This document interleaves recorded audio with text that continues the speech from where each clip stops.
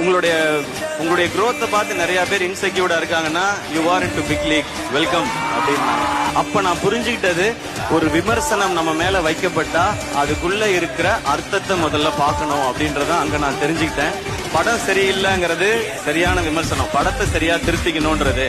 ஆனா நம்மளே காலின்னு ஒரு விமர்சனம் வருதுன்னா அதை நம்பாத, அதை நீ எடுத்துக்காத அப்படின்றத அன்னைக்கு நான் சார்ட்ட இருந்து எடுத்துக்கிட்ட ஒரு மிகப்பெரிய பாடம்.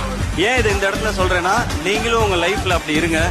உங்களுக்கு பிடிச்சத உங்களுக்கு பிடிச்சவங்களுக்காக பண்ணிட்டு போயிட்டே இருங்க. யாருமே எதுவுமே சொன்னாலும் கவலைப்படாதீங்க. ஏன்னா நம்மளை பிடிச்சவங்களுக்கு நம்மளை நிரூபிக்க தேவையில்லை, நம்மளை பிடிக்காதவங்களுக்கு என்ன பண்ணாலும் பிரயோஜனம் இல்லை. இன்னைக்கும் நான் நிறைய பேரை பாக்குறேன், லைஃப்ல ஒரே ப்ராப்ளம், ஒரே டிப்ரெஷன், ஒரே பிரச்சனை அப்படின்னு சொல்லிட்டே இருக்காங்க. நம்ம லைஃப்ல பிரச்சனைன்றது நம்ம மெட்ராஸ் மழை மாதிரி, நீ ப்ரிப்பேர்டா இருக்கும்போது வராது. நீ ஜாலியா இருப்பல்ல, அப்ப ஒரு காட்டு காட்டிட்டு போயிரும்.